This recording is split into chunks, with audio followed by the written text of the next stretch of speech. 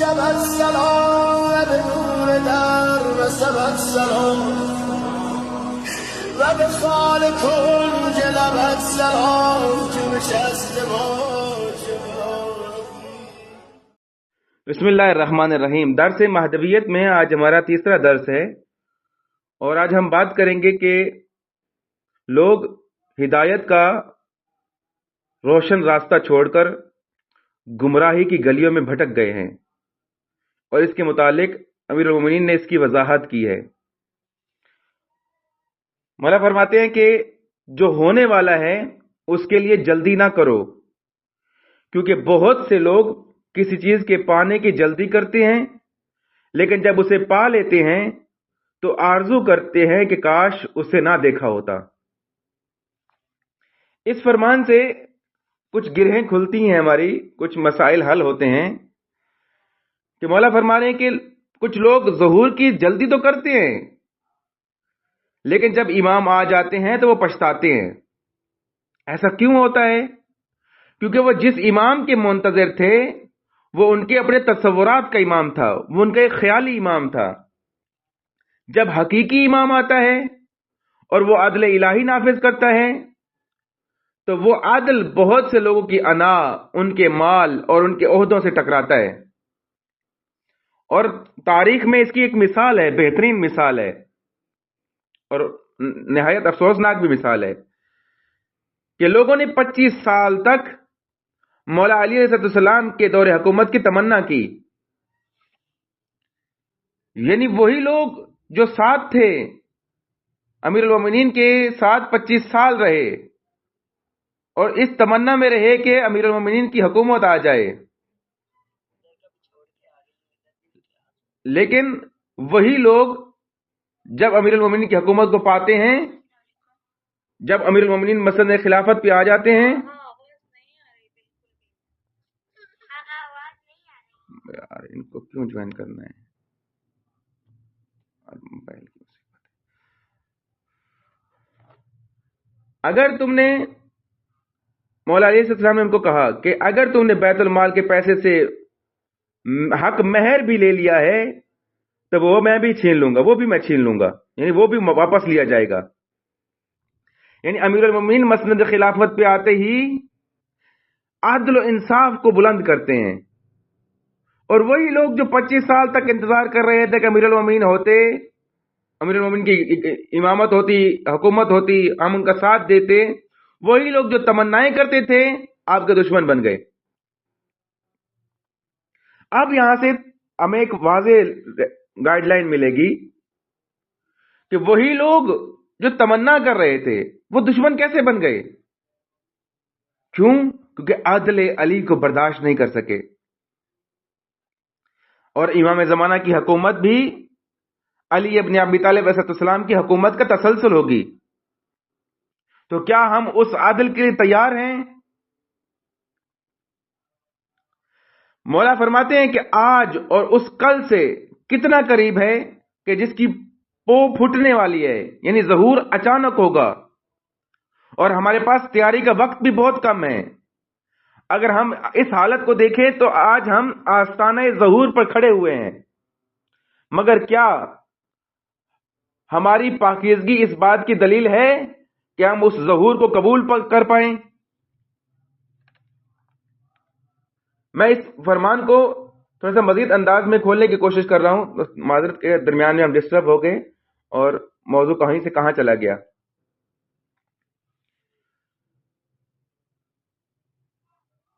بہت سے لوگ ہیں جو تمنا کرتے ہیں لیکن جب کسی چیز کو پا لیتے ہیں تو آرزو کرتے ہیں کہ کاش اسے نہ دیکھا ہوتا. ہمارا آج جس حالت میں ہم آج ہیں اس کل سے کتنا قریب ہے جس کی صبح طلوع ہونے والی ہے. امیر المومنین فرماتے ہیں اے لوگو، اب ہم دیے گئے وعدوں کی تکمیل اور ان پوشیدہ چیزوں کے طلوع ہونے کے قریب ہے جو تم پر مبہم تھیں. یہ خطبہ نمبر 150 ہے، انشاءاللہ اس کا مطالعہ کیجئے گا کہ مولا فرماتے ہیں بہت سے لوگ جس چیز کی جلدی کرتے ہیں جب وہ چیز ان کو مل جاتی ہے تو وہ پچھتاتے ہیں. یہ ہمیں بہت بڑی حقیقت کی طرف امیر توجہ دلوا رہے ہیں کہ ہم میں سے اکثریت اللہم عجل لولیک الفرج کی دعا تو کرتے ہیں، لیکن کیا ہم نے کبھی سوچا ہے کہ جب امام ظہور فرمائیں گے تو ہمارا رد عمل کیا ہوگا؟ روایات میں ہے کہ غیبت کے زمانے میں جو ظہور کی تمنا رکھتے ہوں گے وہی ظہور کے وقت امام کی مخالفین کی صف میں کھڑے ہوں گے۔ آخر کیوں کچھ لوگ پچھتائیں گے؟ اس کی وجہ یہ ہے کہ بہت سے لوگ امام کو تو چاہتے ہیں لیکن امام کی حکومت اور عدل کو قبول کرنا ان کے لیے مشکل ہو جاتا ہے۔ جب امام زمانہ عدل و انصاف کا نفاذ کریں گے اور وہ عدل ہمارے ذاتی مفادات کے خلاف ہو جائے گا تو کیا تب بھی ہم امام کے ساتھ کھڑے ہوں گے؟ یہ ہمارا امتحان ہے، یہاں پر ہماری آزمائش ہے۔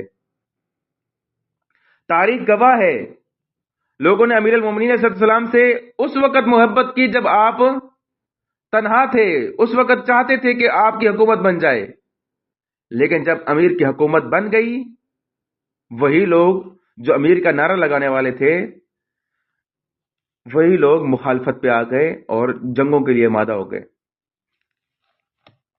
یعنی ان کو گوشہ نشین علی پسند تھے، وہ علی جو گوشہ نشین ہیں، وہ علی جو خاموش ہیں، وہ علی ان کو پسند تھے، لیکن وہ علی جو خلافت کے منبر پہ آ کے عدل و انصاف بولنے لگ گئے اور اس کی عدل و انصاف کے مطابق حکومت کرنے لگ گئے، حاکم بن گئے، تو بہت سے چاہنے والوں نے آپ کی مخالفت شروع کر دی، جس کا نتیجہ کیا نکلا؟ جس کا نتیجہ شہادت۔ جیسے ایک قول ملتا ہے نا کہ امیر المومنین کو کس وجہ سے قتل کیا گیا؟ شدت عدالت کی وجہ سے۔ آج کی اس محفل سے ہم ایک پیغام لے کے جائیں کہ آئیں ذرا ہم تنہائی میں اپنے آپ سے پوچھیں کہ اگر آج امام کا ظہور ہو جائے اور ان کا فیصلہ میرے مفاد کے خلاف ہو یا میری پسند کے خلاف ہو تو کیا تب بھی میں ان کا سپاہی بن کر رہوں گا یا خدا نخواستہ ان کا مخالف بن جاؤں گا؟ اس لیے میں نے کل کی گفتگو میں اس بات کو کافی تفصیل سے بات کرنے کی کوشش کی تھی کہ سچا منتظر وہ ہے کہ جو ظہور کی حالت کو جانتا ہے، ظہور کے متعلق انفارمیشن رکھتا ہے کہ مہدوی معاشرہ کیسا ہوگا تاکہ میں اسی حساب سے تیاری کر سکوں۔ امر خدا کی پیروی کرنی ہے نا، اس معاشرے میں نفس کے خلاف کام کرنا ہے نا، اطاعت خدا کے طرف چلنا ہے نا، تو پھر ہمیں اس پر تفصیل سے تسلی سے سوچنے کی ضرورت ہے کہ ہم کس طرح سے اس مقصد کو حاصل کر سکتے ہیں کہ جو مقصد الہی مقصد ہے۔ آج ہم خود اپنے آپ سے پوچھیں کہ میں امام زمان کو کیوں چاہتا ہوں؟ مہدوی معاشرہ نزدیک ہو رہا ہے، ہم مہدوی معاشرے کے دہانے پہ کھڑے ہوئے ہیں، یعنی ظہور کے بالکل قریب کھڑے ہوئے ہیں۔ اس لیے روایات میں ظہور کو اچانک کہا گیا ہے کہ اچانک ظہور ہوگا۔ اس لحاظ سے مجھے اور آپ کو سوچنے کی ضرورت ہے کہ ہم اس اچانک ہونے والے ظہور کے لیے کتنا تیار ہیں۔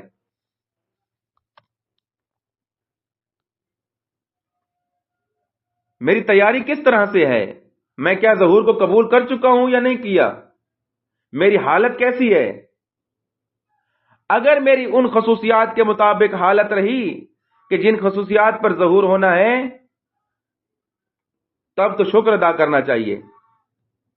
اگر وہ حالت ویسی نہیں ہے تو اب پھر ہمیں غمگین ہونا چاہیے، پریشان ہونا چاہیے کہ میں اس حالت کو حاصل کر پاؤں کہ جو اصل حقیقت والی حالت ہے۔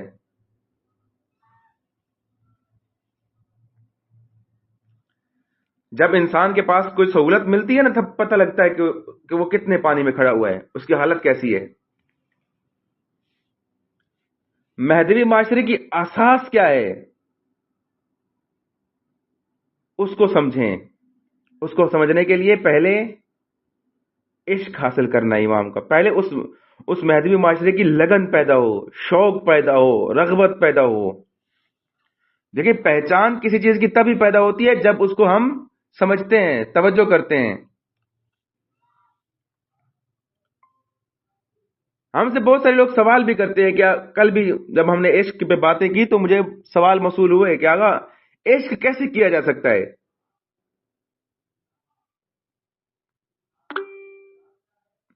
عشق کو سمجھانے کے لیے کتابی باتیں کرنے کی ضرورت نہیں ہے. ہمیں اس اسلامی معاشرے کا صرف مشاہدہ کرنا ہے کہ رسول خدا کے معاشرے میں کس طرح کا عشق تھا، امیر المومنین کے معاشرے میں کس طرح کا عشق تھا، کربلا میں کس طرح کا عشق تھا. صرف مشاہدہ کرنا ہے.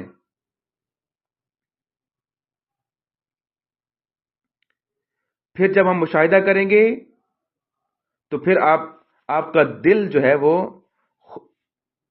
خود تڑپے گا امام زمانہ کے دیدار کے لیے بھی، امام زمانہ کی چاہت کے لیے بھی، کہ میں اس کیٹیگری میں پہنچا ہوں یا نہیں پہنچا. جیسے میں نے حضرت جون کی مثال دی.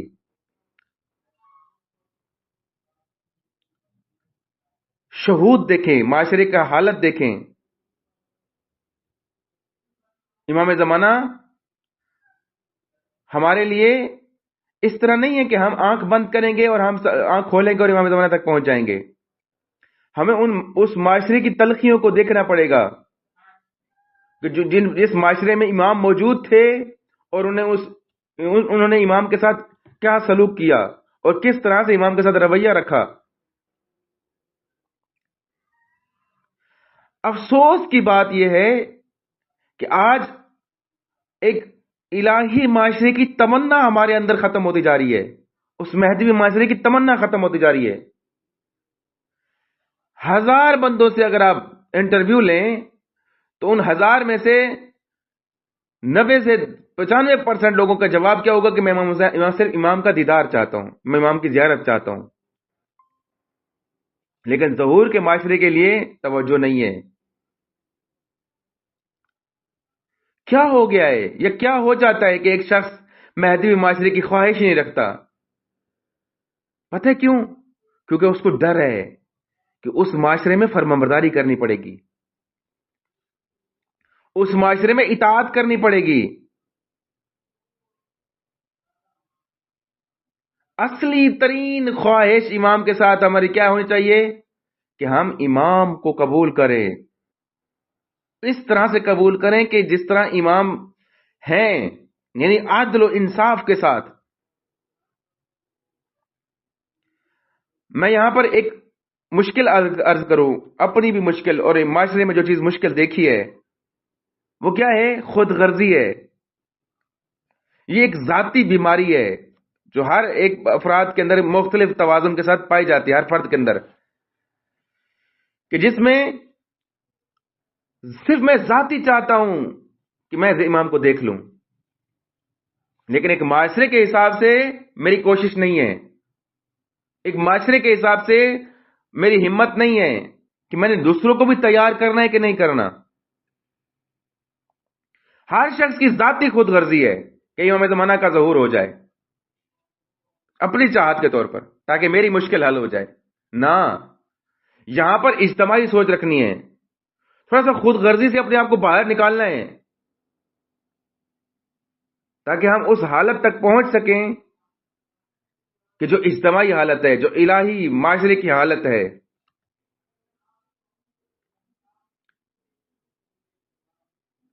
اب اخلاقی بیماریوں میں یہاں مشکلات پیش آتی ہیں کہ ہم اپنے وجود کی خصوصیات کی تلاش جاری رکھیں کہ میرے اندر کیا کیا خصوصیات ہیں، یا میں کون سی اخلاقی بیماریوں کا شکار ہو گیا ہوں. یہ خود غرضی، یہ خود خواہی اپنے وجود سے نکالیں.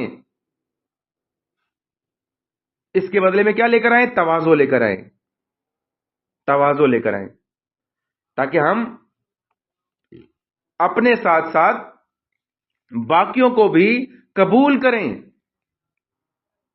اور ایک منتظرین کا بہترین معاشرہ بنا سکیں. اب روایات میں دیکھیں کہ جو منتظرین کی خصوصیات بتائی گئی ہیں اس میں کیا فرمایا گیا ہے کہ منتظرین وہ لوگ ہیں جو سب سے زیادہ مہربان ہیں.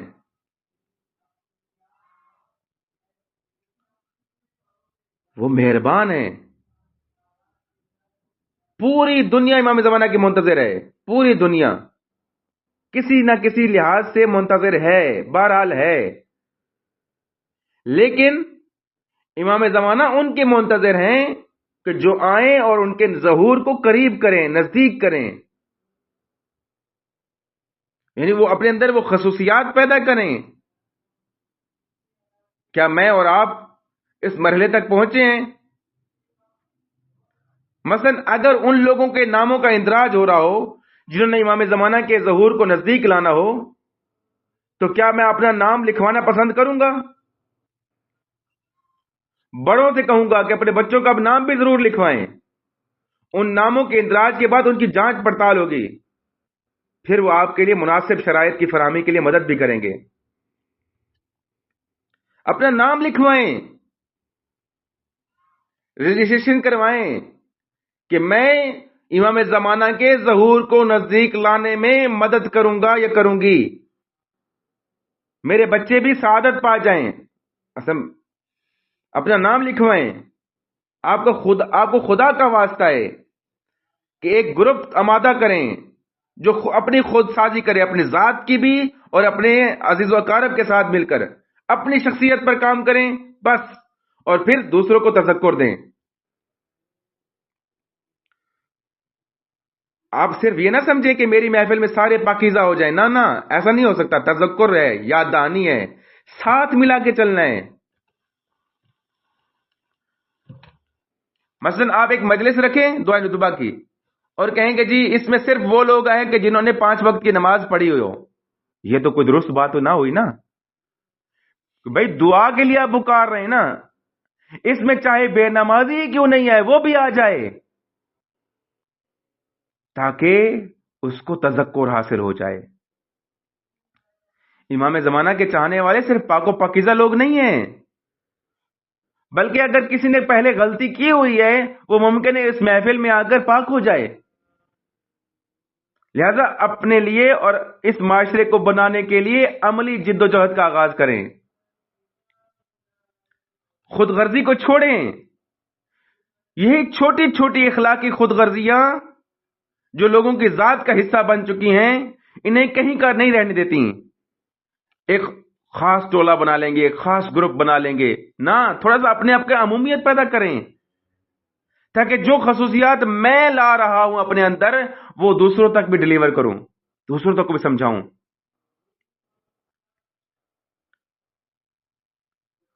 امام زمانہ آئیں گے،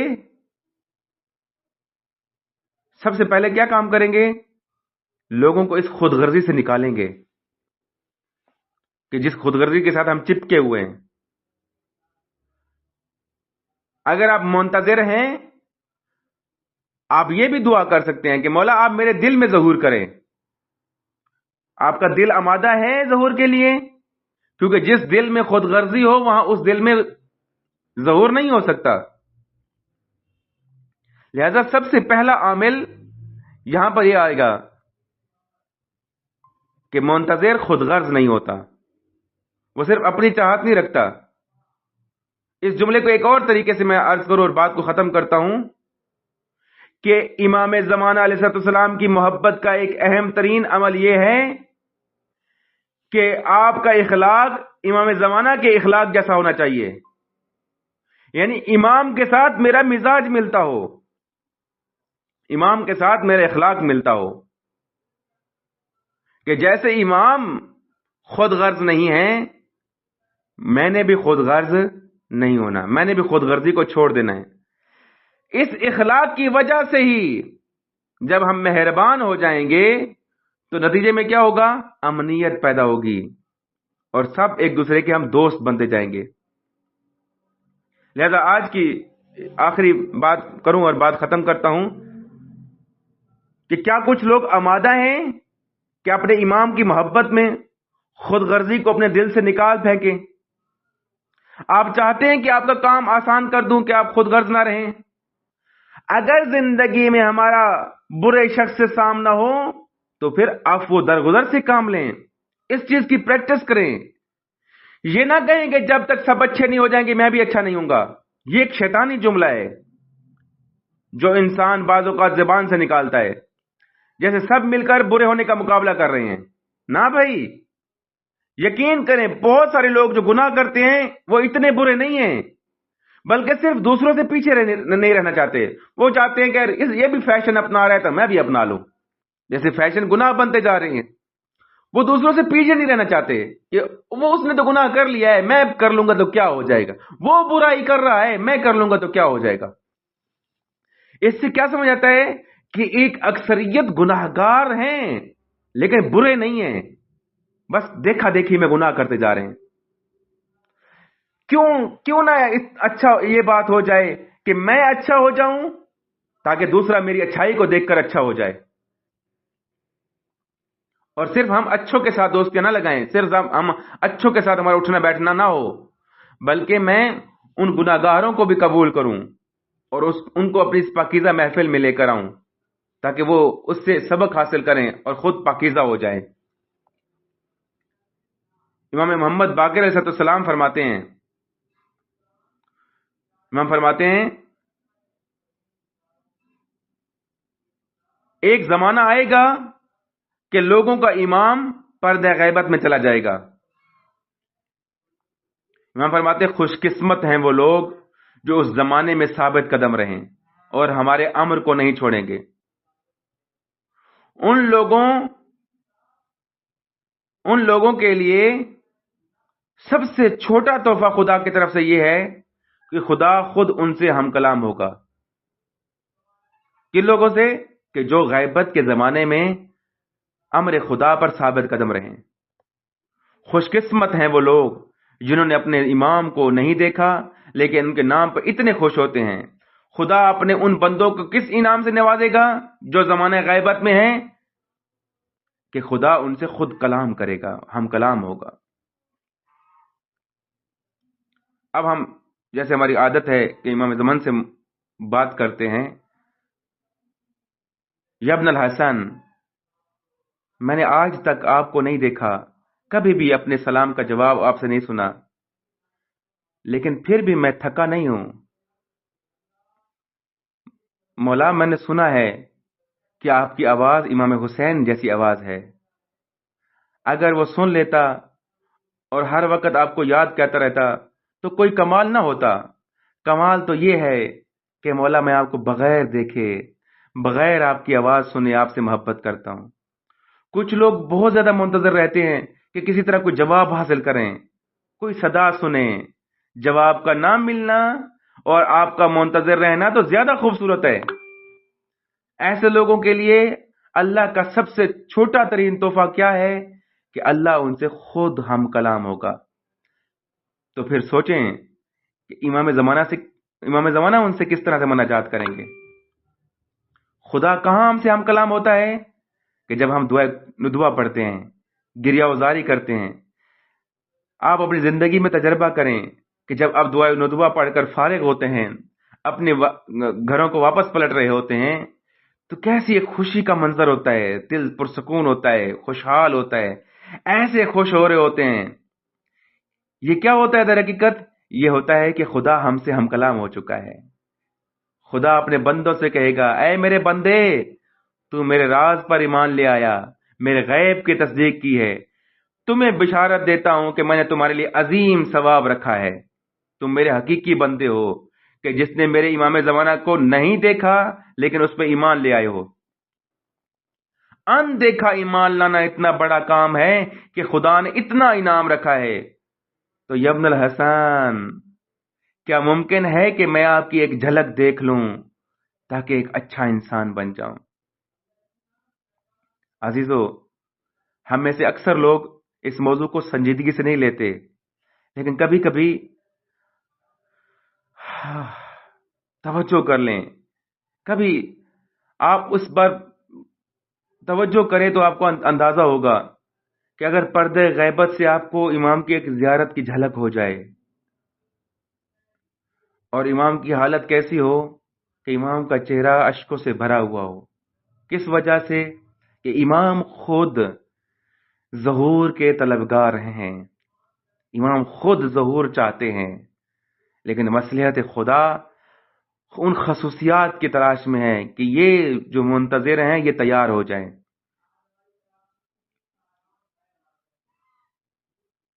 کبھی سوچا ہے کہ اس بات کا کیا مطلب ہے کہ جب حضرت زینب سلام اللہ علیہا قتل گاہ آئیں تو اپنے امام زمانہ کے بدن کے ٹکڑوں کو اٹھایا، یعنی امام زمانہ یعنی امام حسین کے بدن کے ٹکڑوں کو اٹھایا اور اپنے امام زمانہ کے بدن کے ٹکڑوں کو اپنے ہاتھوں پہ لے کر کیا فرماتی ہیں؟ خدایا میری اس قربانی کو قبول فرما. خدا یقیناً ہمیں کچھ سمت دینا چاہتا ہے، کچھ راستہ دینا چاہتا ہے. کہ امام محمد باقر صلی اللہ علیہ وسلم نے فرمایا کہ خدا ان بندوں سے فرمائے گا کہ میں تمہیں قبول کرتا ہوں. وہ بندے جو امام زمانہ کو بغیر دیکھے قبول کرتے ہیں، خدا ان کو کہے گا میں تمہیں قبول کرتا ہوں. خدا ہم سے قبول کر لے گا اور ہمارے سب گناہوں کو بخش دے گا، اور جس کی وجہ سے ہم پر بارش نازل ہوتی ہے، جس کی وجہ سے زمین اناج دیتی ہے، یہ سب لوگ امام زمانہ کا صدقہ ہی تو کھا رہے ہیں. اگر امام زمانہ نہ ہوتے تو یقیناً عذاب نازل ہوتے. لیکن وہ کیا ہو گیا ان لوگوں کو کہ جو امام زمانہ کی غربت کو نہیں دیکھتے، ان کی تنہائی پر تڑپتے نہیں ہیں. عزیزو، اس پہ توجہ کریں کہ اپنے امام زمانہ کی حالت کو سمجھیں کہ جو خود چاہتے ہیں کہ ظہور ہو جائے اور صرف منتظر ہیں کہ ہم میں سے کون ہے جو آمادہ ہو جائے. انشاءاللہ العزیز اس پہ مزید بات کریں گے. آج شروع میں ہمارا وقت کافی گزر گیا اور در حقیقت ابھی گفتگو کا موڈ بن رہا ہے، لیکن وقت زیادہ ہو گیا ہے. انشاءاللہ العزیز جو شروع میں آپ کا وقت ضائع ہوا ہے اس پر میں معذرت خواہ ہوں. انشاءاللہ اس سلسلے کو آباد رکھیں گے، جاری رکھیں گے. انشاءاللہ کل کی محفل میں ہم ایک اچھے طریقے سے شامل ہوں گے. وصلی اللہ علی محمد وصلی اللہ علی محمد وآلہ طیبین الطاہرین المعصومین.